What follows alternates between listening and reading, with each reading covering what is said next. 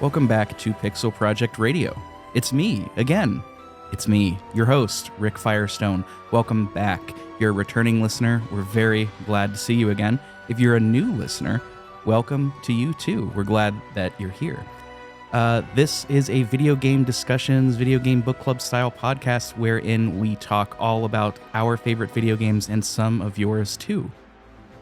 Just a really quick little plug. Stick around to the end of the episode if you want to hear all about our socials. If you like what we do, you can keep up with us on the Instagrams, the Twitters, and the Discords, and the Patreon. Ooh, we like that one. But we'll talk all about that later on in the show. Before we get started, I did also want to do a couple of housekeeping things regarding the show. We are kind of going to change up the format a little bit going forward, and I bring this up now because it applies to this episode directly. So moving forward, we're still going to keep the 3 episodes per month, 4 if you're a patron, because patrons get that sweet, sweet bonus pie. But the main feed, the first episode of each month, is going to either be a topic episode, which this one is not, or it'll be a more generalized discussion on a game. Maybe it's a game that doesn't have a super in-depth story. Maybe it's a game that does have a good story, but it's just going to be a more generalized discussion.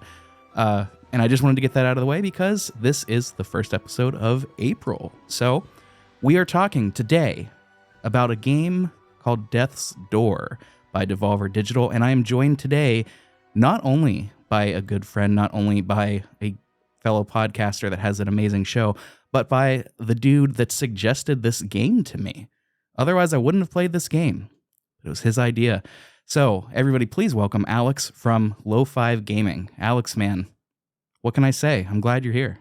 Hey, thanks for having me, dude. It's a pleasure to be here. I'm excited to be on this inaugural Let's Try It Out and Not Do a Deep Dive episode. Oh, we've definitely done this before. Official anyways. That's a lot like the podcast that I have with my co-host and brother Luke. Very similar to what you guys go on. It's different, definitely different, but we cover the video games that we're playing. It's kind of book club style as well, and we often we'll do something similar to what we got going on today. Well, we'll talk about a game and maybe go off the rails. We'll see. And now is as good of a time as ever to talk about your show. I am a big fan of your show, Lo5 Gaming. It's also got a companion. Would you call it a companion website or just a website of its own accord? I don't know. Yeah, it's so Lo5 Gaming it's always growing, and I'm always kind of playing around with what the actual concept is. But the Lo5 Gaming podcast is the podcast that I do with my co-host Luke. And then we do have the website, lo5gaming.com, so you can kind of go there to find out everything about us. Got all our links to socials and everything. But it's basically the podcast that we do on the monthly, and then I have a bunch of adjacent content that I put out there that's not necessarily podcast related. Sometimes it is. I share a lot of my different collection stuff on Instagram, etc. So it's all part of the Lo5 umbrella. The collection stuff is very cool to me because you are also a handheld fanatic. Certainly more so than myself. I'm a new convert to the whole thing, but we talked a lot about a certain handheld, the Steam Deck, on a previous episode that's available for everybody, actually. It's in the main feed, so you check that out. As far as the podcast goes, though, you and your brother Luke cover a ton of different styles of games and genres. I think the first one, what was the first one I ever heard? I think it may have been Legend of Zelda Ocarina of Time, but you've also done, Metroid Dread, you've done Shredder's Revenge, the 2022 beat 'em up, Portal 2, Super Mario World, Celeste was a new one, and a couple of my favorites were more topic style episodes on things like semiotic domains and identity in gaming. So a really, really cool breadth of options to choose from if you are a new listener to their show. They come out once a month on the 15th, if I'm remembering that correctly. And man, they're just productions. They're so well put together. Nobody does what's the word? Rapport. Nobody has better rapport than the two of you. It's just spectacular. I'm such a big fan of the show. I do appreciate it. I mean, I've known Luke his whole life, so hopefully we got something going on. Is that technically cheating? Yeah, some Big Brother shit. Well, you heard it here, folks. Please check out Lo5 Gaming wherever you get your podcasts. It's a really good show. It's a really cool website, and also a really cool Instagram with cool handheld toys and gadgets and all of the such. You brought up the Steam Deck. Are you still playing yours a bunch? Oh yeah. Nice. I've been playing all of Final Fantasy VI on the Steam Deck. I've done a couple of sessions like on PC, but it's definitely a great Steam Deck game. Emulation, like all of my PS2 emulation goes onto the Steam Deck, PS1, some of it. I'm still astounded by the device. It's so amazing. It is pretty rad. I've been playing with more little PS2 emulation on there myself. I actually just modded my fat PS2, and I'm excited to have games running off the hard drive on that bad boy now. Giving it the disk drive was about to go on me, so it's giving the old PS2 a little breath of life. Nice, man, nice. I'm a little too scared to actually mod consoles, so that's something I leave to people like you that know more. Oh man, YouTube, that's all you need. YouTube and a prayer. Yeah, that's all you need for just about anything. Changing your oil, modding your fat PS2, applying to grad school, just YouTube and a prayer. Right. I mean, I guess I did try modding my Game Boy Advance a while back, and I used way too much solder, and that was not cool. So it's not the worst thing to stay away. It's not for the faint of heart. All right, today, as I mentioned, we are talking about Death's Door. This is a really unique game that has a lot of love letter language to games of yore, some of the retro games that many of us grew up with, and some of the games that are still industry titans today. And we're going to talk all about it. But first, we are wont to do, as Stuff You Should Know says, and I think as Chris Copleen says every episode in Retro Hangover, as we are wont to do, we like to give a little TLDR review at the top of the episode, just to give our thoughts on the game and see where we're sort of landing on there. So, Alex, do you have one of these? I do, yeah. So, what I wrote was, Death's Door is the love child of The Legend of Zelda and Dark Souls. It's an incredibly satisfying indie darling that can be a tinge maddening. Maddening is a good word. Yeah. We'll talk a lot about the difficulty of this game as we go through, but it's got a reputation for sure. Totally. So let me read what I got, and then we'll do a little bit of a rating, if you will. So, the creators of Death's Door describe it as a, quote, proper video game, and I'm inclined to agree. It definitely provides a balance of gameplay, level design, scoring, lore, and thematic material in a neat and tight package. If you're a fan of the 2D Zelda games or appreciate a proper challenge, Death's Door is a game you won't want to miss. It seems like we're both pretty positive on this game, so I have just one question for you. How many beaks out of 5 are you giving this one? How many beaks? I love it. Out of 5. That's tough. Out of 5 beaks.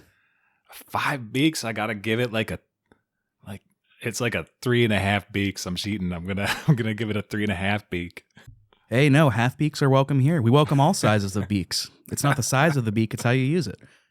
3.5, that's funny that you say that. That's exactly where my brain went to as well. I don't want to say 4 because I think there's some stuff in this game that, you know what? No, I will say 4. I'll give this a 4 out of 5 beaks. I'm more keen on this game than whenever I started it.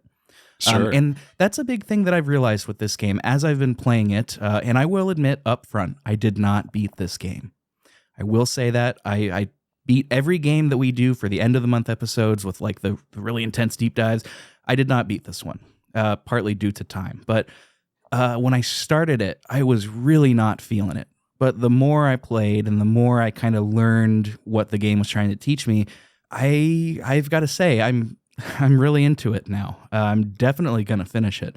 It's a lot of fun. What about you? Did this game grab you immediately? So we're in the same boat, actually. This game was recommended to me by my brother Luke, my brother and co-host. He actually played it closer to its launch, and he played it on the PC with a mouse and keyboard, which is ridiculous to me because I've been playing this game on the Switch, and it works really well with like once you figure out the controls are really nice, and I just cannot imagine using like WASD and clicking around for this game. But he did it, and he beat it. He introduced this game to me, told me I needed to play it because we're both big Zelda fans. And I'm actually not. I've never played a Dark Souls game, and so I can't really speak to whether I like the Dark Souls genre or not. But from what I'm able to gather from this game, is it's very Dark Souls curious, right? Um, so like it is definitely a combination between Dark Souls and Zelda.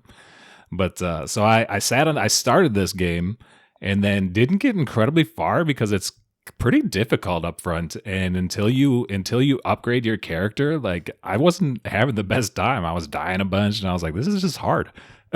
And at the same time, it was like just enough because it's a beautiful game. The sound design's great, and it was like just enough to keep me hooked, but not like in a sense where I was like just plowing through it and big in big chunks.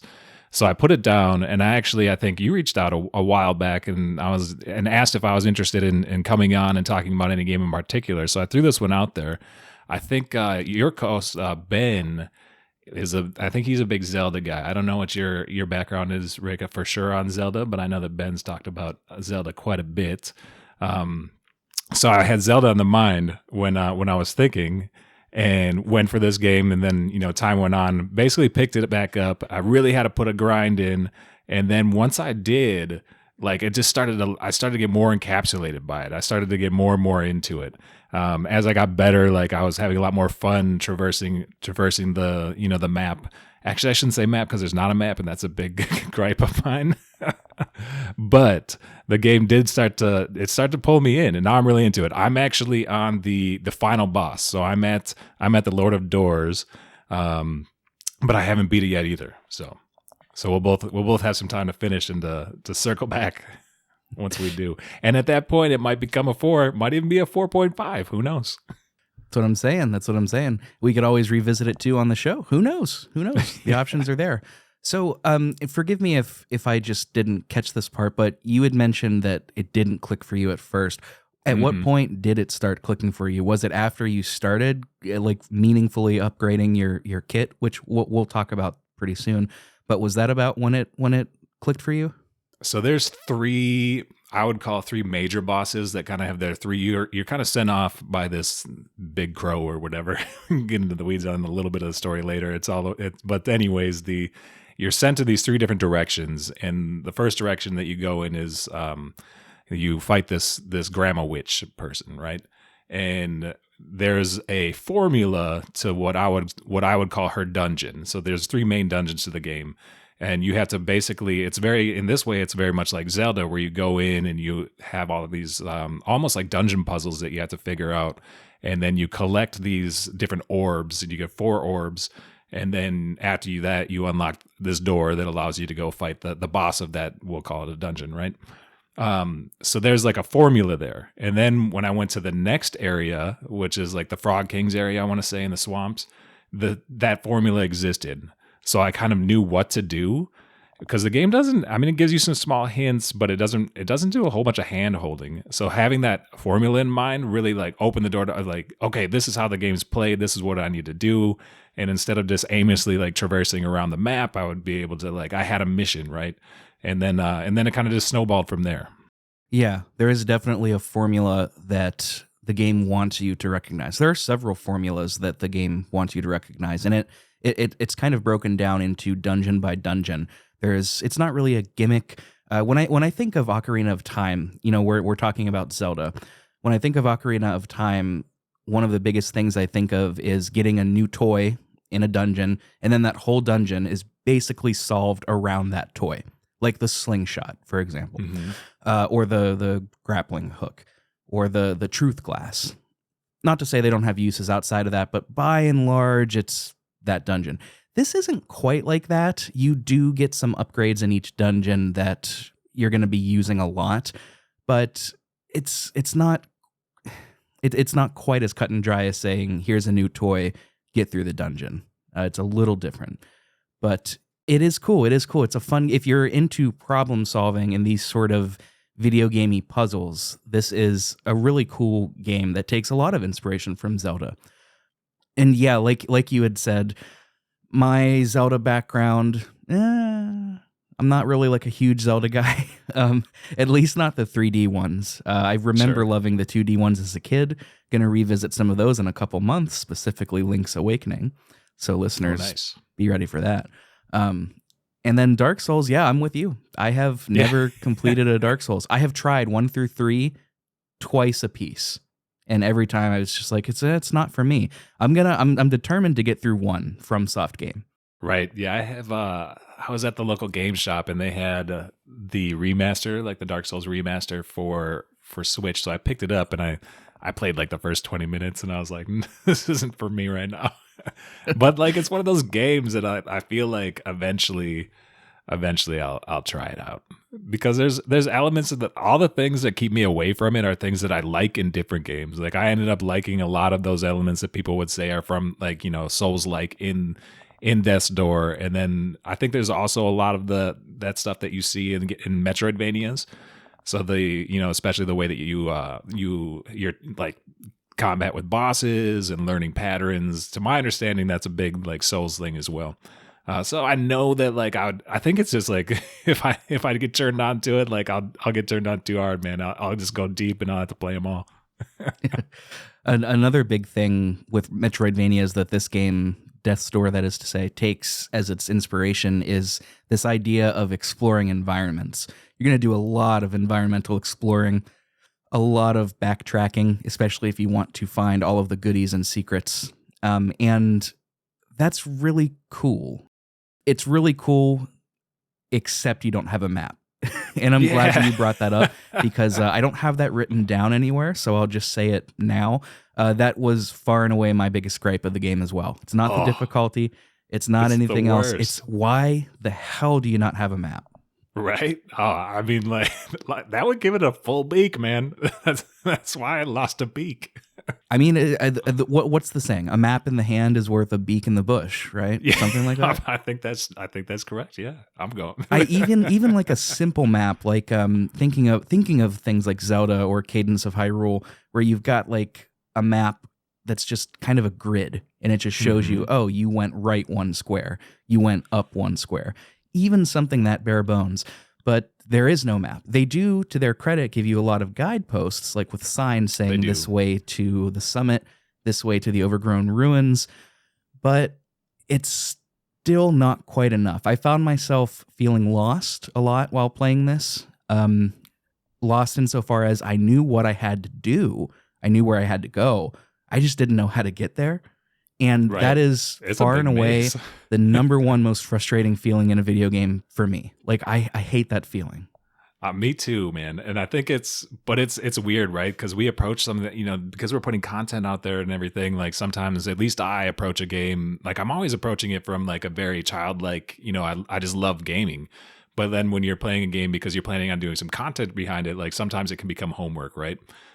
And so like, I'm not saying that I approach this game like homework the whole time, because I guess you can enjoy homework. But my point is that with this game, like I just wanted to progress, but because I didn't have a map, I would often get frustrated with where I was or where I needed to go. And then because like I knew that we were going to be talking about it in a few days, like all of a sudden it becomes this thing where you're like, oh shit, like I just wish there was a map. And I think I would still feel that way if I had all the time in the world to play this game, or if like it was my only game. Like that's something that we talk about on our podcast a lot. Like we just have so many games now that, when I was a kid, I used to be able to put just a ton of time into something like Zelda and learn the map, where to the point where you didn't even need it, or I didn't even need it. Whereas I guess you could do that with this, but like, I don't know. Yeah, I'm right there with you. It can feel like homework, certainly. I don't know why they didn't give this game a map. I was listening to a developer interview a little bit before we started this, and I was really hoping they would touch on that. I don't think they did, but they had a lot of other good info that we'll scatter through here. I think it's a Dark Souls thing, man. I think it's one of those Souls thing. I think like in those games, I think maybe Elden Ring maybe introduced a map for the first time. Like I'm not the best person to be asking about this because I haven't played any of them, but I think that's like an aspect of those that makes it very Souls-like. I will say that you mentioned signposting, and something that I did kind of lean on as I've, because you don't have a map, you have to figure out some different strategies. They leave a blood trail. So when you kill enemies, there's a bit of blood splatter. This is like, that sounds like really gruesome in an audio format, and I guess it is, but this game's like very charming. The artwork in this game is very charming, right? And so like seeing that blood splatter was kind of like, oh yeah, cool. Like I've been here. Oh yeah, I've got a whole section on visuals here. We will get there. But before we dive further, I wanted to read the community correspondence that we got from our forum. We've got one response only, and of course it is from Dave First Responder Jackson. Of course we call him First Responder because he's the first to respond to everything in the Discord. He's not a paramedic or anything like that. But really, which one of those are the real heroes? The Discord responders or the paramedics? You tell me. Give me an email, drop an email, or tweet at us at Low5Gaming on Twitter. Just kidding. Don't do that. But we did get a response from Dave. Here's what Dave has to say about the game. Death's Door's gameplay, that is a tongue twister, didn't leave a big impression on me. It was pretty good as a Zelda-like, though I think it misused some of its Souls influence. What did leave an impression with me was the soundtrack. It absolutely slaps.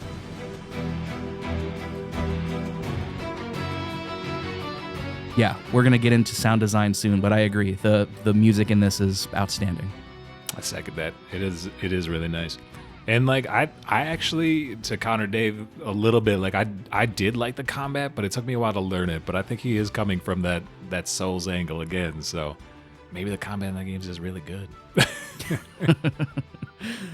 There's one thing I always hear people talk about with Dark Souls, it is the combat. Yeah.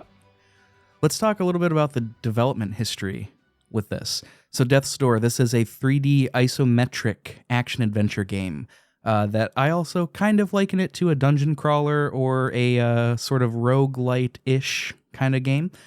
It was originally released in July of 2021 for Windows and the Xbox One and Xbox Series. November of the same year, it got released for Switch and PlayStation. This was developed by a company called Acid Nerve, which is done by two people, David Fenn and Mark Foster, and published by Devolver Digital. We all know Devolver Digital.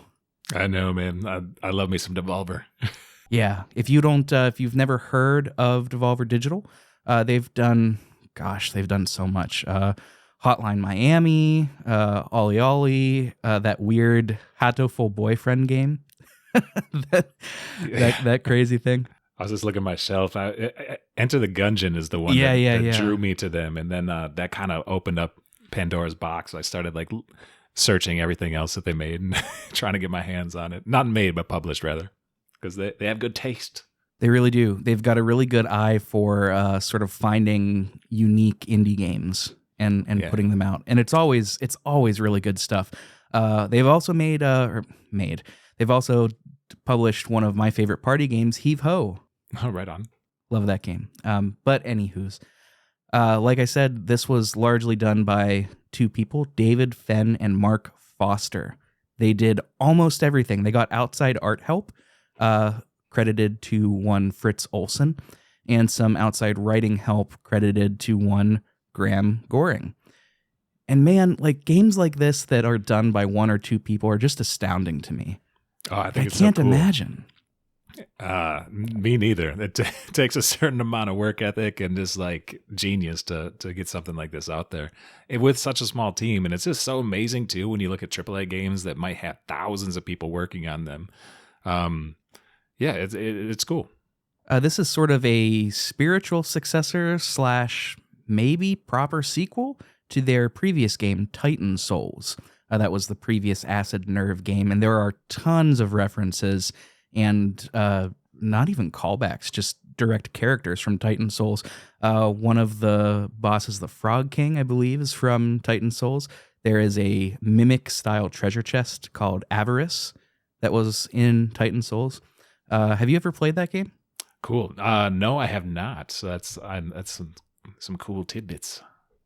Yeah, I've never heard of it until I started researching this, but they did outright say that they wanted to take a lot of that game's universe and put it here. So whether you want to call it a spiritual successor or a proper sequel, since it doesn't have that story thread connecting the two, I don't know, but there's a lot of the same DNA there.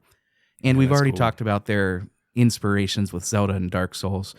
There was just one other inspiration that I found super cool. The movie Howl's Moving Castle by Studio Ghibli. I don't remember who wrote the novel, but they took that concept of the doors that are present all throughout here from Howl's Moving Castle. The main character, cool. Howl, he's like a sort of wizard. He's got this door that has this lock mechanism that doesn't lock the door. It sort of like changes the dimension/time that you're going to exit out of.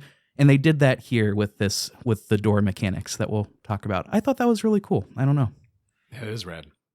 You had touched on a minute ago, Alex, the visuals, and I wanted to get into those now. So what did you think just as the visuals as a whole, the characters, the level designs, the graphics, everything? What did you think?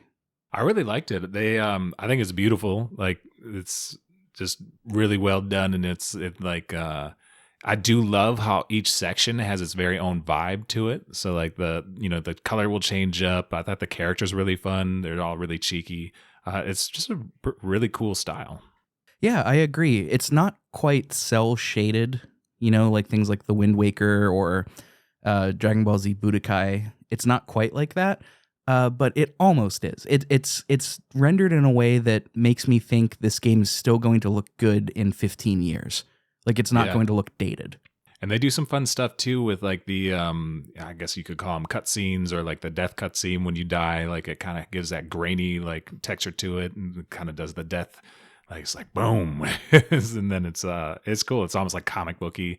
But yeah, no, it's cool. Yeah, it is kind of comic booky, huh? Another thing that I really appreciate about the visual design is that there's never any confusion as to who is an enemy on your screen. Like, they're never blending into the environment so much that they get lost. And that's really important because you're going to be facing a lot of enemies in this game all at once. There's also a cool visual thing that they do whenever there's I think they even call them shiny objects or something like that in the game. Or like whenever there's something that, you should be poking around, like a lot of people will, from a Metroid sense, that game is infamously known for not like doing enough the early ones anyways, for not doing enough signposting when there's a secret wall or something like that. And whereas this game, like, they're all over it. Like, everything that you should be checking out kind of has a little twinkle or shine to it. You may not be able to get to it right away, or you might not have the right tools to get there, but that something's there, which is cool. I always love when you get some nice signposting from the art team. Yeah, it's really neat. Anything that you can interact with that's not an enemy. So items, walls, whatever, they're going to have that kind of sparkle, that little shimmer to it. Not so much that it's distracting, but just enough to call your eye to it and say, hey, come check this out. Right. It's really cool. It's really well done. The designs of the enemies and the characters are pretty cool as well. I mean, the decision to make the Reapers, the main characters, crows, was pretty cool. Crows symbolize death all the time, right? I mean, a murder of crows, it's called that. But more importantly, and maybe appropriately, like in fiction, they're often representative of death or mortality or things like that. That's really cool. But the enemies and the environments also look really cool as well. Did you have a favorite, like, enemy or side character or boss? I hesitate to call them my favorite because they're a pain in the ass, but like the big knight characters that will there's different forms of them, but they'll carry like a big, like either one of them has a big sword, one has like the big spiked hammer is another one. So I love their kind of like Incredible Hulk oversized knights. And so they were tough. So like, I don't want to say they're my favorite, but they look really cool. And they were good baddies. And then all the bosses, honestly, were a lot of, really great bosses. I'm not like a huge screenshot guy, but every time that there's a boss battle, I would take a couple screeners because it's very impactful with like what they were doing with the cinematics or, like the animation of it all. But then they're just really cool characters, and they all, it weaves in with kind of some of the dialogue too. There's not a bunch of dialogue in this game, but the dialogue that is used really helps to move forward the personality that you start to get with the visual, and then they really seal the deal with some of the lines that each character has. It's a strong personality. And the personality is really great too, because as a whole, the theme of this game is death, right? We'll talk right after we're done with this sort of about what the game's story, quote unquote, is, but it deals a lot with death. And without these moments of levity, it would be a real, I don't want to say downer or bummer, but it would be a very grim experience. But this game is funny. Totally. It's got some good one-liners. It's so funny. You mentioned the Frog King earlier, one of the bosses. And when he's introduced, like it says the Frog King, and then it gives a subtitle, and then it gives like a sub, and it just fills the screen with all his different titles. And it's like that kind of thing where it's like you're playing this heavy game, and then they roll something on like that, and it gets a little chuckle out of me. Oh yeah, and I mean it got a chuckle out of me as soon as the game started, because the setting of this begins in this like bureaucratic office. What they've done is they've taken this concept of death, right? This story of the Reaper, the Grim Reaper, right? That's cultures all over talk about this sort of thing. Somebody coming from the afterlife to shuttle souls that have passed from the mortal plane, right? It's everywhere. And what they've done here is they've turned it into a bureaucratic office. Like there are people just typing forms and like doing paperwork and guarding a vault and writing in ledgers. And that's so unexpected and so funny. They're all crows too, so it's like it's just like this weird scene where like all these crows are, you don't really know why, but you figure it out. But it's a good scene setting for sure.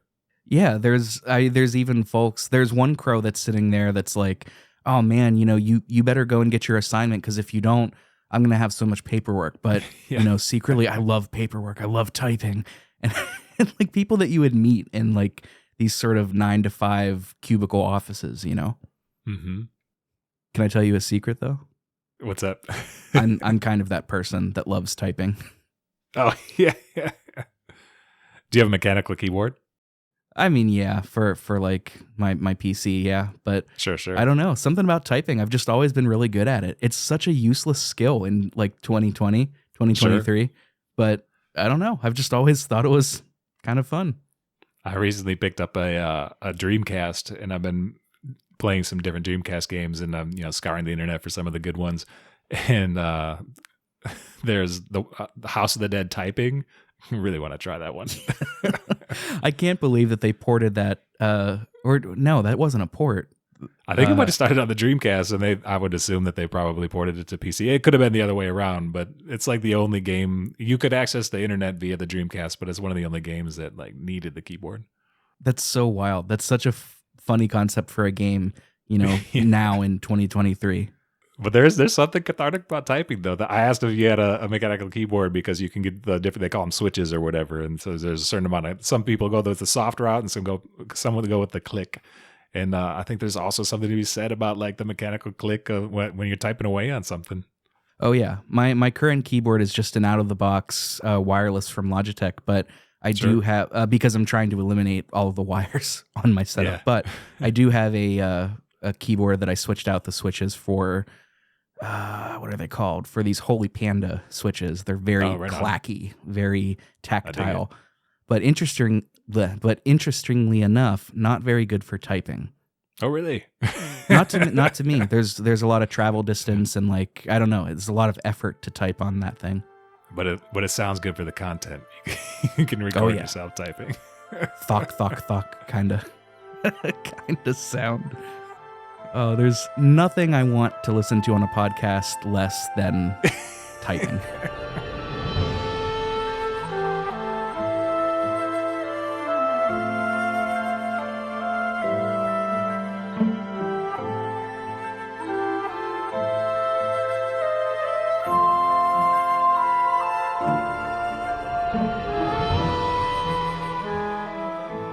But those crows, man, you're starting derailing us on this typing train. But the crows though are fun, dude, and they've got the office vibes. I like the big crow that you buy, like you power up from. He's always asking for, because that's part of their currency, right? So you bring up, it's like this big corporate world.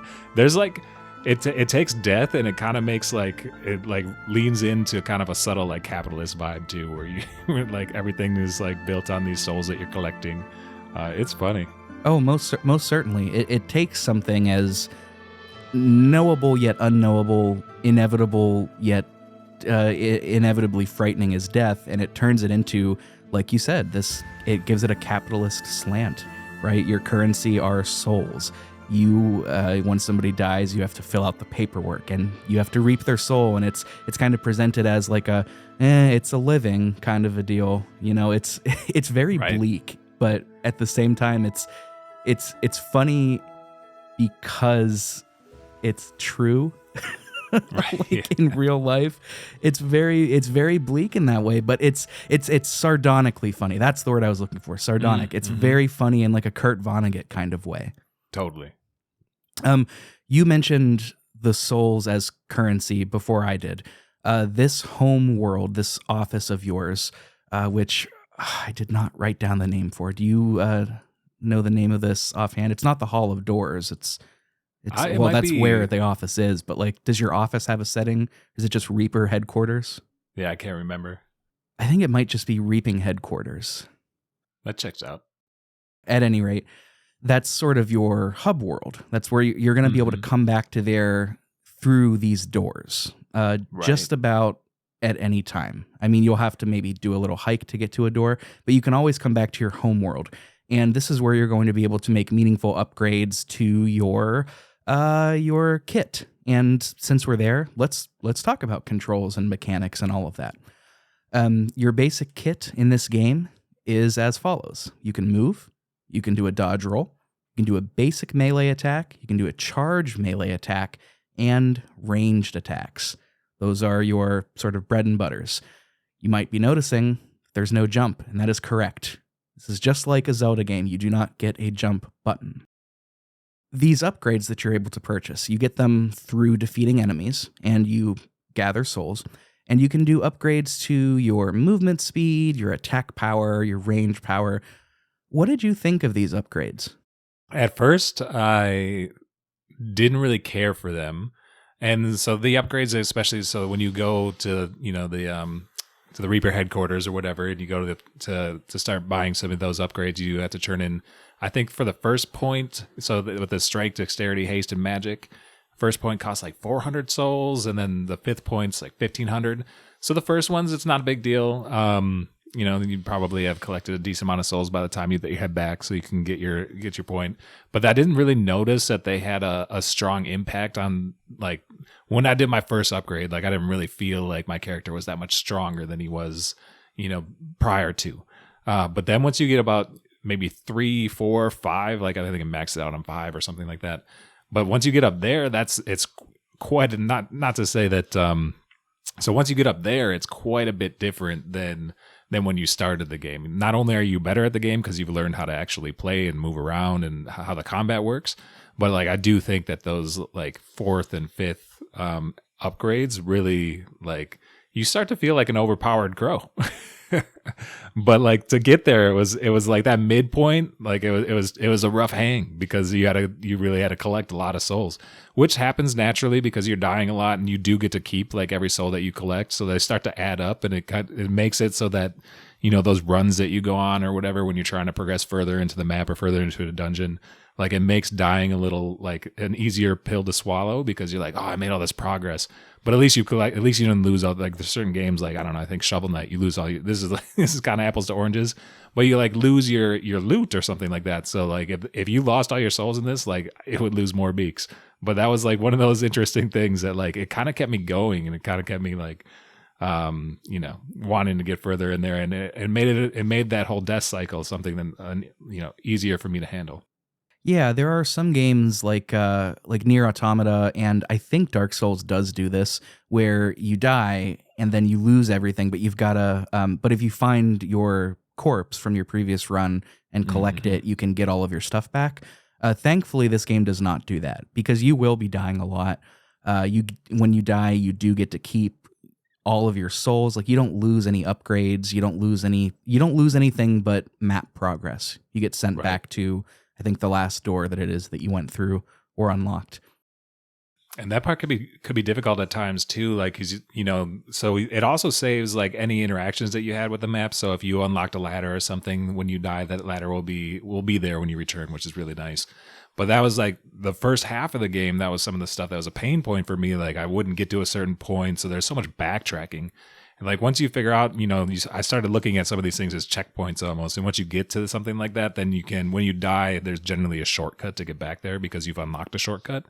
But that was one of those things. It was another thing I had to learn about the game before. And once I knew that system existed, it kind of opened up the doors for me. It made it a lot more fun. But like before I had really wrapped my mind around that system, I was like, I don't know if I can get into this game. Going back to the combat for a second, and I'm sorry, this has been in my head ever since I started this game. But do you watch It's Always Sunny in Philadelphia? I've seen a handful of episodes. I don't watch it religiously. Okay. There's during one of the episodes, they decide to create this product called Fight Milk that is by bodyguards for bodyguards. And it's essentially just like a shit ton of vodka, milk, and creatine. It's nice. Like absolutely foul. But their whole thing is like, it'll make you fight like a crow. And like, as I'm going through here, I'm slashing. I'm like, yeah, I'm fighting like a crow. Fight Milk. 2, 1, Fight Milk! The first alcoholic, dairy-based protein drink for bodyguards! My bodyguard! I drink it every morning so I can fight like a crow! Let's get out of the way. There we go. It's all about the product shot. By bodyguards, for bodyguards. I don't know. It's just one of those dumb little things. And you do feel like a beast once you're powered up and you're feeling good. Like you go on a run and you don't die. It's pretty awesome. It is interesting that you say that though, because the most I upgraded anything was to the 3rd degree. Okay. And like you said, you get a total of 5 degrees. I upgraded everything once, and I think I got my melee up to 3rd. I didn't notice a difference at all until I got to that 3rd tier. And then I was like, okay, I think I'm a little bit stronger. But if you're also like, or am I just getting better at this game? Well, that too. It's tough to sort of gauge whether it is player getting better or game getting easier. I think it's a little bit of both, but But I do think you're right though that 3 is like the sweet spot where you're like, okay, like it's taking less hits on these enemies to kill them. Because by the time you get your like strength up to 5, a lot of the enemies that when you started you had to hit like 6 times, you only hit once, like those early enemies. So it definitely makes a difference, but it's a slow burn. It's definitely a slow burn. But the good news is that a lot of these enemies are very pattern based, and you're going to be seeing a lot of the same variations throughout. So the game does a really good job at teaching you what to expect, I think. I didn't beat the game, but I haven't yet come across any enemy or boss that I felt was unfair in their telegraphing. That's another way of saying this is I thought this game was tough, but it was very fair. Mm-hmm. I tend to agree. That's one of those things. I think in my TLDR, I said that it can be incredibly satisfying because it's difficult, but once you learn it, you feel really great about whether you got to a certain point, like beat a whole bunch of baddies over a long stretch on the map, or whether it's a boss. Like it feels really great to complete that. It feels like an accomplishment. But it can be maddening because it might take you 6 runs or it might take you 12 times to beat a boss. Yeah, I'm trying to think what the first enemy or boss was that really threw me for a loop.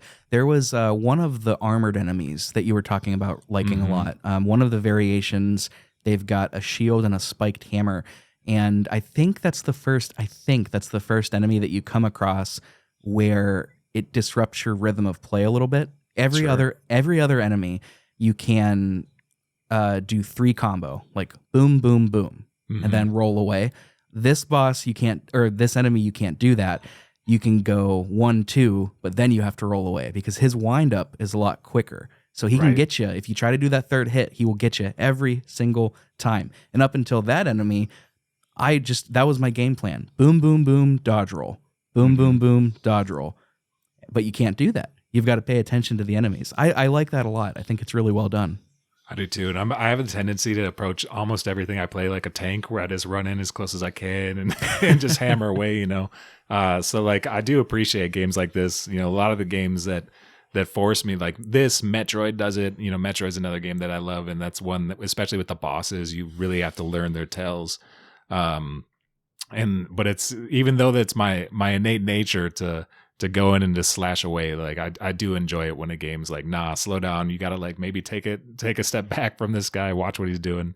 And I think you mentioned it, that they do a really good job of signaling, and I don't think it's ever unfair on any of the characters throughout. I'm right up to the end, and like I think if you are paying attention, you'll be able to figure every single one of them out.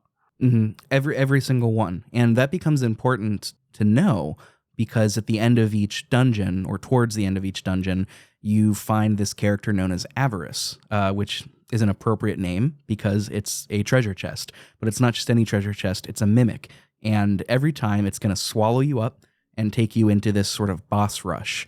It's not really a boss rush. It's more of a, what would you call it? Like just an enemy rush? Yeah, it takes like a compilation of different baddies that you've been seeing in like the most recent dungeons, and then they kind of, it is rush style in the sense that they'll unleash like 3, you have to kill them all, and then 3 more doors will appear, and they'll come out like 3 more, and they generally will become. There's varying degrees of difficulty of those, so they might start you with 3 easy ones, and then they might throw in 3 that are higher tiered. So it ends up being fairly difficult and not always the easiest thing to beat. So whenever I did beat one of those in one run, I was always so stoked. I did manage to beat the second Avarice in one go. The Nice. first one gave me a lot of trouble Yeah. because I just wasn't prepared. I didn't know what to expect. Thankfully, the way the Avarices work is if you fail, if you die, you can just retry them like right away. They don't make you like find it again, which is really nice. But the first one was a real bear because I didn't know when it was going to end. I didn't know like how to hedge my playstyle. The best advice for these sort of rush style gauntlets is to be conservative. Don't try to three combo everything. Right. Sometimes it's best to just get one hit and run away because you're going to be doing this for so long. Did you play with the sword mostly? Yes, I didn't. I found the hammer. I think I found the hammer, but I didn't find a path to it. If that makes sense. Sure. Like I could see it, but I didn't know how to get to it. I thought about doing the umbrella for the whole game just to get that achievement. Oh man. But it's it's pretty weak. So Right. So I right, didn't right. know if I wanted to dedicate that first playthrough to that. That one's funny too when you pick it up. They're like, it's pretty useless unless it's raining. I thought that maybe it would have like a Kirby's Kirby style use, like you have to jump off of a ledge and float down with the umbrella. But as far as I can tell, it's just an umbrella. Definitely. Yeah, I did find all the weapons, but I still use the sword mostly. The sword's just like, I like the speed of it. It looks cool. It looks kind of like a red lightsaber, and it just has a decent like attack points. The hammer is cool, and it shoots out a little bit of lightning, which is cool because that will chain into other enemies, which is kind of a nice play when you've got a horde of them. And it also is a little bit more like, it has more of an attack power than the sword. So I did use that on a couple of the bosses, which I found was quite like getting a leg up on a couple of the bosses, which was nice. And then there's these daggers. The daggers, I think you can get like, whereas you get 1, 2, 3 on the swords, like the daggers get up to 5, but it's like the attack points are less. So when you started, like, this is so nerdy, dude, but once you start doing the math on it, you're like, I'll just rock the sword, because especially with the timing on a lot of these guys, it just worked out pattern wise, and it was a satisfying weapon to use. So I rocked the sword most of the time, but the hammer was cool. I messed with the hammer, and there's a big I forget what it's called, greatsword, the Reaper's greatsword, which you get at 1.2, which is cool because it's really powerful, but you only get 2 swings on that one. So again, I would always revert back to the regular sword. Yeah, I'm with you. I didn't find the great sword, but the regular sword is just such a happy medium of speed and power that it's useful just about everywhere. What did you think of the what did you think of the magic spells? Did you unlock all 4, or how far did you get on those? Not all 4. In my playthrough, I got 3 of the ranged weapons. I got the bow and arrow, which you start with.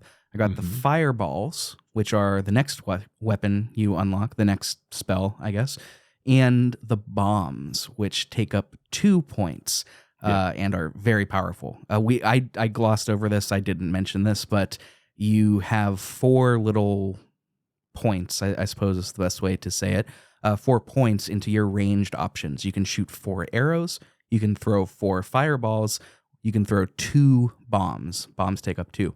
And to replenish these, it's super easy. You hit stuff with your sword. Right. It could be an enemy, it can be a crate, it can be a vase. But anytime you destroy something or hit an enemy, you get those points back. So super great.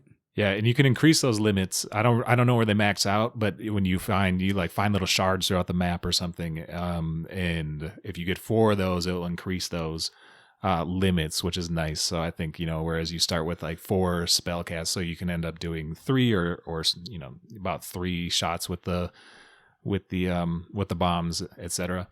But then the 4th one is a hook shot, and that's nice too. They kind of really, once you have all 4 of them together, the map starts you start seeing on the map where you can start using the hook shot, and it's a fun, the full load is fun. I think when this game really starts to sing once you have all of the items. And that's part of the way it promotes re-exploration, right? Mm-hmm. Is as you're going through the first area, for example, you're going to see walls that can be destroyed with this bomb spell, but you don't get that until, 2 dungeons later. Right. So should be nice if they marked that for you on a map. Thank you. I agree 100%. Like that would have made the whole thing so much more enjoyable to explore. And it's like, not that the exploration was cool, because the map's really cool, but it was just like, there's so many times where I got a new item and I was like, oh, I know, but then there's enough like areas too where I was like, I know vaguely where this was going, but I don't know how to get back there at all. Because there's not even a list. You can run around all the doors and it gives you like the name of the area, but you have to, even to do that, you have to run around all the doors in the Reaper's area. And then add in all of the shortcuts that you can create. It's just like, I got so turned around, and I felt like you've seen The Sopranos before. I haven't seen all 5 seasons, but I'm about 3 or 4 seasons deep. I felt like Polly and Chrissy in the episode Pine Barrens when they're in the woods, just wandering around and just somehow going in a big circle. Yep. Like I felt totally lost sometimes. Oh, I feel ya. But the re-exploration is a big thing, and that's how you're going to find all of these goodies. That's how you're going to find the shrines, so you can increase your vitality and your spell tokens or points or whatever you want to call it. That's how you're going to find all of the life seeds and the souls. You can find big bunches of souls as currency, which is kind of grim, I guess, if you think about it. Right. But you can also find these life seeds, and these life seeds are how you replenish your health throughout the game. Mm-hmm. There are going to be these pots, and you can plant a seed in there, and once per run, you can consume the plant that grows. It grows immediately, and it'll refill your health completely.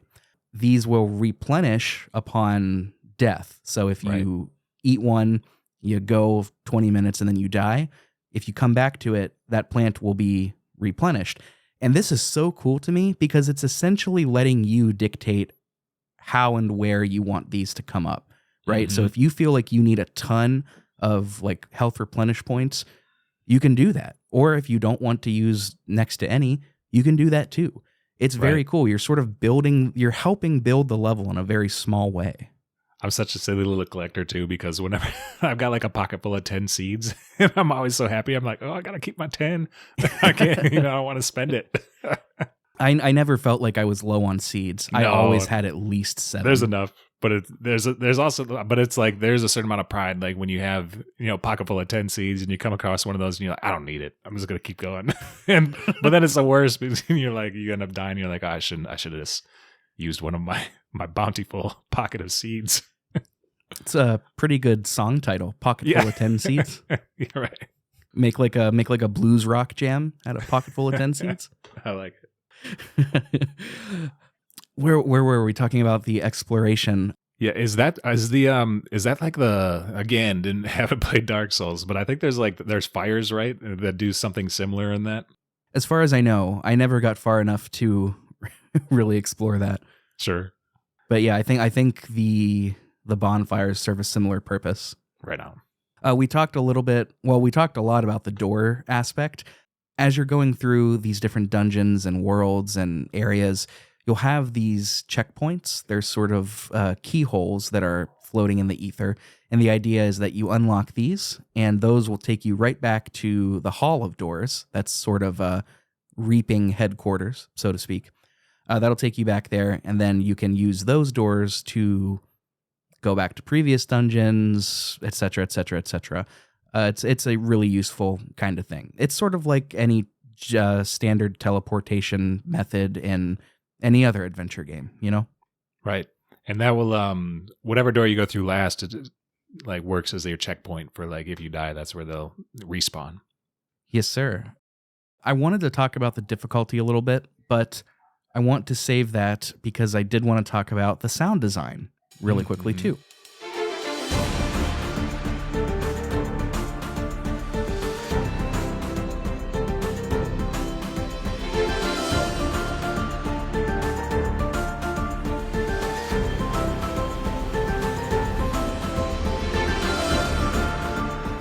This was composed entirely by David Fenn. He's one of the two from Acid Nerve. And the sound design and music in this is just top notch. It is. It's a great sounding game, and I was actually just playing it with my like a nice pair of headphones, and it's always like kind of like I'm always a little sidestruck when a game that seems it's cartoony or whatever, but then it's a top down isometric, so it doesn't feel like it should be really immersive, but it is, and I think that's a testament to how the music, because it's super moody.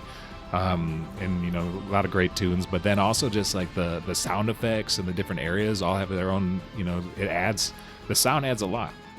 Yeah, and the score to this is largely, I don't want to say it's largely piano, but piano plays a very big role in it. There's a very sort of ethereal melody, this thematic interval, bum, bum, bum, that's kind of throughout this entire game. And it does a great job of creating this atmosphere. It's really well done. But then with the boss areas and the boss sections of the dungeons, you're going to get more bombastic and intense music. Right. It's just such a good score. It's really a highlight to this game. I think Dave said that in his correspondence from the forum, and 100% agree. It's just a great soundtrack to even just listen to if you're not playing it. No, I agree. The sound design of the characters, too, and just playing the game is pretty satisfying. The sword gives you a nice little satisfying swish, swish, swish, kind of slash, slash, slash kind of deal. The enemies make these little shouts and grunts that are kind of nice, kind of cool. Nobody really talk. I mean, people talk, but they don't talk with voices, if that makes sense. They kind of have the text box and then they go, or, whatever. Or some of them maybe don't even make noise at all. I'm thinking of like Pothead, who is far and away one of my favorite characters. It is great. There's because every time you get introduced to a boss or one of the more major quote unquote characters of the game, they have a big title screen with their name. So that was another like really fun aspect. And Pothead was they all have pretty good names. But Pothead was one of my favorites. Pothead, for those who aren't playing the game, is a character you run into very early on in the first dungeon.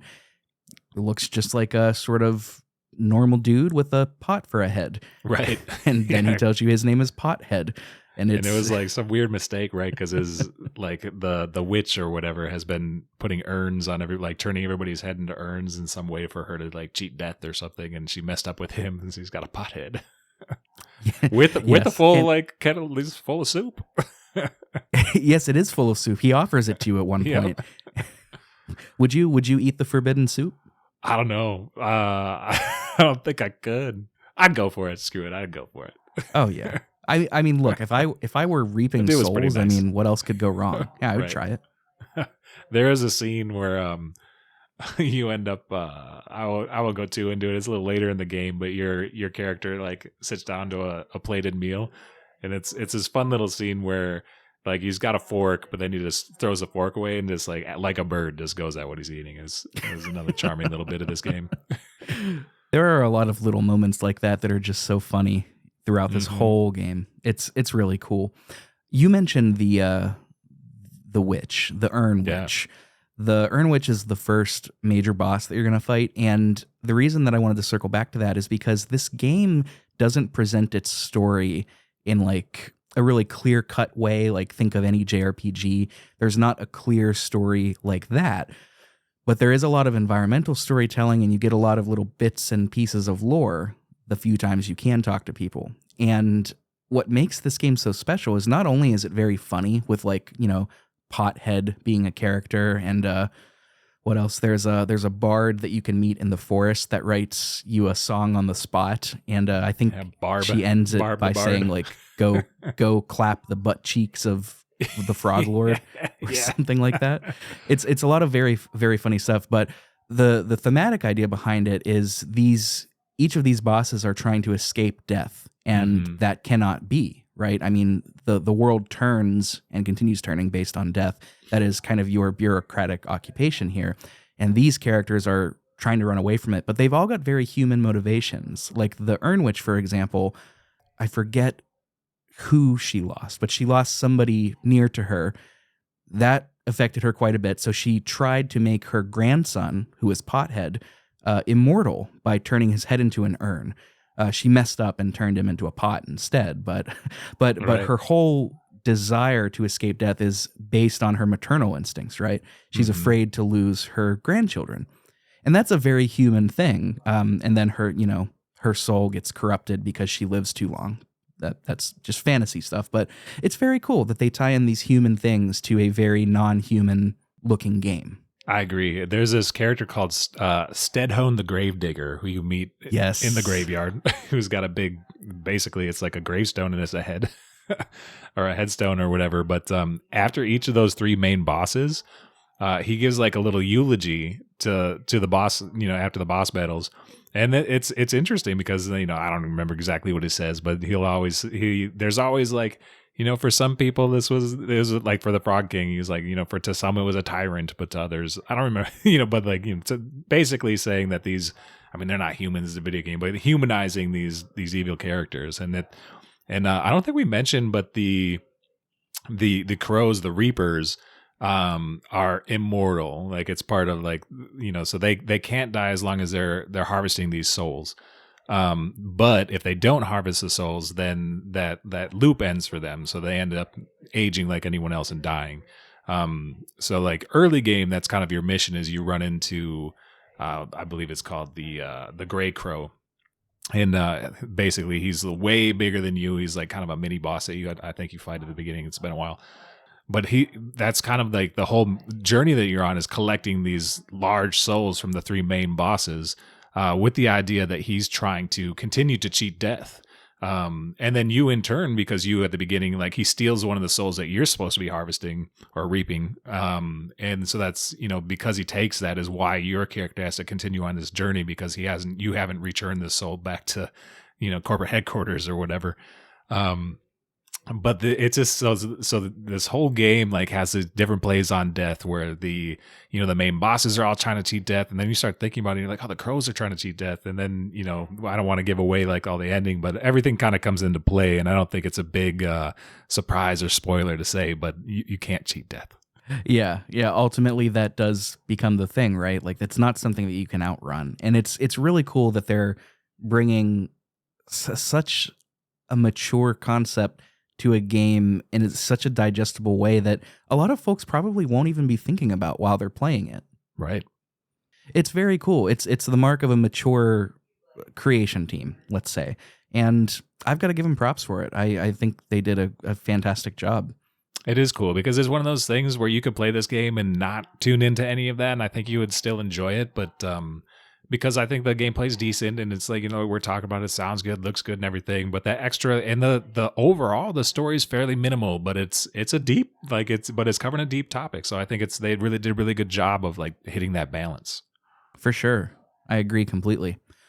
One last thing that I wanted to touch on was just this notion of difficulty. And we've kind of danced around it a little bit throughout the episode. We've touched on it here and there, thither and yon, but I learned today listening to an interview with David and Mark, the two creators. They did a lot of playtesting with this. Oh, okay. Which I don't know. It surprised me, I suppose, maybe because they're such a small studio. I don't know. But they did do a lot of playtesting when honing in the difficulty. And I wanted to just ask outright, do you think this game is too difficult? Oh, so here's the deal. For me, like, it's a hard game, but there's like a weird part of me that really enjoys that as well. I would not feed this game to, someone that is just getting started in their gaming journey, or someone that's, very like, it's not super approachable unless I think you need to have a solid like gaming history to get into it. That said, I do know that there's a bunch of like some of the critiques against this game is it's like Dark Souls, but too easy. So like, there's, so it's like it's easier than Dark Souls and therefore it's not good enough, which is funny to me because I thought it was pretty darn difficult until I really, really learned the game. You're also talking to someone like I recently came off Celeste. That's another game that like I really enjoyed, but it's super hard, dude. And so it's like, I'm like, maybe I'm a masochist just playing these games that like are super like, even like I'm a big Metroid fan, and like at least in Metroid, well, all the Metroids, but Metroid Dread most recently, like I died so many times in some of those bosses, or like Hades is another one that I really love, or there's so many like Dead Cells, all these games that are pretty hard games, and the death loop. But there's something about the death loop, and like once you let go of the idea that like you're gonna like it's okay to die a bunch of times, like this is really long-winded explanation about the difficulty, but like back in the day, growing up on like Ocarina of Time or something, that's not an incredibly hard game, like and like I think when you did die, it was a pretty big inconvenience, not terribly so, but in these games that I'm kind of talking about now, and in Death's Door, like once you let go of that idea that like dying sucks, and it's like it's a hindrance to the gameplay, and once you approach it in a way that's actually helping you achieve what you're trying to do, then I believe it becomes more fun, and like it opens up a little bit, and then that difficulty shifts, right? It's a weird thing because the difficulty of the game also like all of a sudden becomes part of the element of gameplay. So I think it's cool, Rick, but I think it's also like it can be maddening, but it's a weird thing about video games. Like I don't know why I like this stuff. It is cool, and I agree with you. It does sort of become part of the fundamental experience of this game, especially because it's so heavily focused on showing you patterns. It shows you the vulnerabilities as soon as these enemies become available. It's just up to you to notice them and then play around it. That is really funny that you said that, a lot of folks said this game's too hard, and then some Dark Souls fans are saying this is way too easy. Right. The irony of me saying this on a video game critique podcast is not lost on me, but you just can't please anybody on the internet, can you? No, you can't. I think I'm siding largely with you. This game is tough, and it should be noted that there are no accessibility options insofar as difficulty. You cannot turn easy mode on. The only options that you really have are just sound, like background music and sound effects. But it's really tough, but it is fair. I never felt like it was this is just recency bias because I was just talking about it, but Mortal Kombat 9, when you're fighting Shao Kahn, like one of the bosses of the game, the creators straight up said, like Ed Boon and Tobias, what's his face, they both said like, yeah, we made him cheap on purpose because that's how he would fight. Sure. And it's frustrating because it's designed to be. I don't think this was designed with frustration in mind or unfairness in mind. It's very fair. It's just also tough, And I'm with you. I liked it. Right. Yeah, it's like I said, it can be maddening. So you're playing and it's like you're just like, I'll just get in a state where I keep dying against a certain boss, and I'm like, this is too hard. And then I like set it down, like do something else, come back, and then I'll just beat it in one run. And it's just like, it's the same thing happened to me in Celeste, same thing like Metroid. And there's just something about that type of gameplay, that difficult gameplay. You feel really accomplished when you do beat a certain area that's been giving you trouble. So, like as far as difficulty goes, I wouldn't give this to somebody. I wouldn't tell my wife like, this is a game that you should try out because she's not a big gamer. She would not game anymore. But like if you have that, gaming background, if it's a little bit more of, then I think it's, then I think the difficulty is really approachable. Well said. Well said.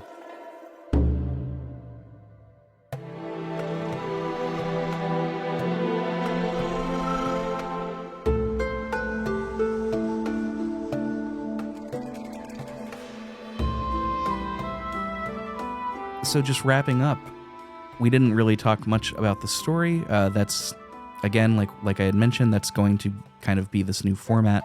But wrapping up, who would you recommend this game to? I mean, we've kind of already established that because of the difficulty, maybe not appropriate for folks that are brand new to video games or brand new to this sort of genre, i.e., don't give this to somebody that's only played Final Fantasy all their life. But outside, I no offense to my Final Fantasy fans, love you guys. I'm one of you. But outside of these restrictions, who would you recommend this to? Yeah, so this game was recommended to me because I'm a big Zelda fan. So I think that that makes a lot of sense. So if you like Zelda, I think there's a lot of elements of this game, but it's just fresh enough. Like for being such a big Zelda stan, there is, I have trouble getting into Zelda-likes. Like I haven't played a bunch of Zelda-likes that I'm like, that I'd just rather be playing Zelda, right? But for this game, it has enough elements in there that are coming from like the Souls-like genre where it makes it different enough, and it's again a really nice balance, I think. So I don't know, because I haven't played Dark Souls. If Souls, I think that it sounds like the internet's got some gripes with this not being Souls-like enough. So I don't know if I would go out to them, but I would say that for anybody that likes Zelda games and are Souls curious, this is for you. So Souls curious. I like that a lot. It describes me. Yeah, me too. So I was like, pretty much this game's just for me. I agree. If you're a fan of Zeldas, if you're a fan of Metroidvanias, even, you're going to like this game. If you're a fan of games with great soundtracks, you're going to like this game. If you like unique design, like visual design, you'll like this game. If you're looking for a very narrative-heavy experience, perhaps not. If you are turned off by tough games or dying a lot, maybe not. But if that's not you, then check it out. I mean, I think this game is a lot of fun. You will know really quickly if this is something that you want to continue with. Alex, I don't know. What would you say? Like, I knew generally that I liked this game after 45 minutes to an hour. Yeah, mine was kind of weird. Like I knew that I was going to like the game because like it visually and audio, like I knew right away that I liked that. But it was honestly probably like 5 hours in until I really started to be comfortable with what was going on, that I was like, okay, this game's got me now. So it's a tough hang for a little bit in the beginning, I think, but it ends up being worth it. For sure. And just to clarify, I meant after 45 to 60 minutes, I knew that I didn't dislike it. Oh yeah, right? Yeah. Like sure. It didn't hook me until like maybe another hour or so. But like after that 45 minutes, I was like, okay, like I know what this is. I'm in for it. Like let's keep going. Right you know. on. But yeah, it's Death's Door. Give it a go. 3.5 beaks out of 5 from Alex. 4 out of 5 for me. That's an average of 3.75. I think that's how that works. Yeah, not too bad. Check in on the Pixel Project Discord down the road, and we can talk about whether it gets up to that 4. I gotta beat it, because that's the thing. I might bump it up a little bit after I beat the final boss. And to my understanding, there's like a true end game, so there's more to be said and more opportunity to get another beak in there. You got to take those opportunities to get those extra beaks. You are right. There's a lot of endgame content and post-game content. I don't know anything about it because I didn't want to spoil myself too much, and I thought that I might accidentally do that if I looked into it. But there is a true ending, and there is post-game stuff to do. Yeah, man. Well, thanks for playing this game with me. I think I realized that initial first 3 hours playing, I was like, oh shit, I can't believe I recommended this to Rick. Make him play this game. But I think it ended up being pretty cool. It is admittedly not the kind of game that I would probably play just for fun, like outside of the show. Totally. But I mean, I had a lot of fun. I had a lot of fun, and it's actually made me excited to revisit some 2D Zeldas as well, because I haven't played those in over a decade. And it's going to be nice to revisit those too. I dig it, man. I can't wait to hear you talk about those ones. Love me some Zelda. Link's Awakening will be on the show at some point. And let's just say if listeners, if you like this show, if you like this dynamic, well, let's just say you'll like Link's Awakening too. Hint, hint, wink, wink. Strong tease. Love me that game. All right, that's Death's Door, everybody. That's it. Get out there. Give it a try.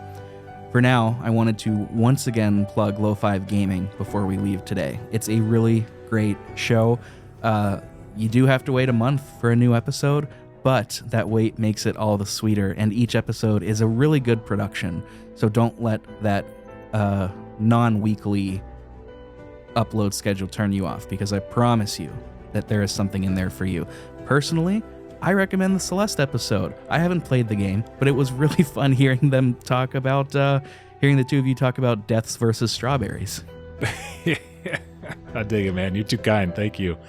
And thanks again for having me on. I love the stuff you're putting out. It's been a real treat.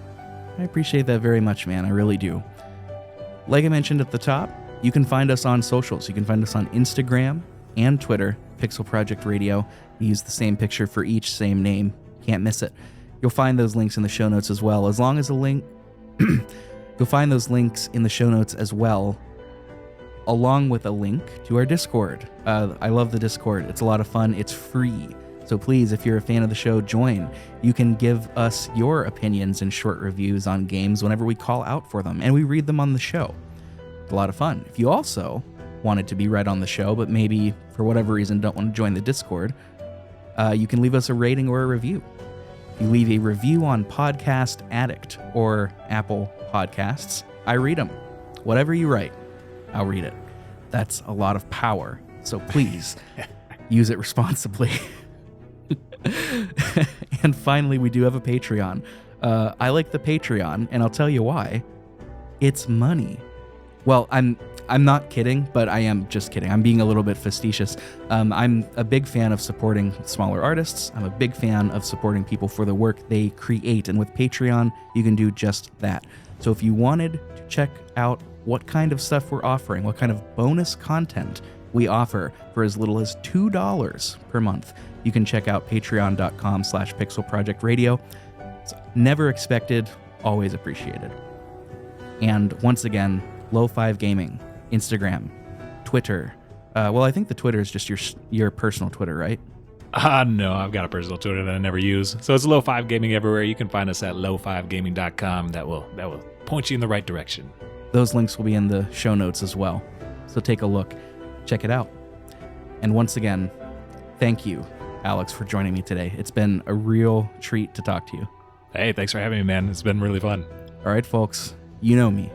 You know me every time I tell you. It's Rick Firestone. I'm signing off for the day. We'll catch you next time. Love that name, dude.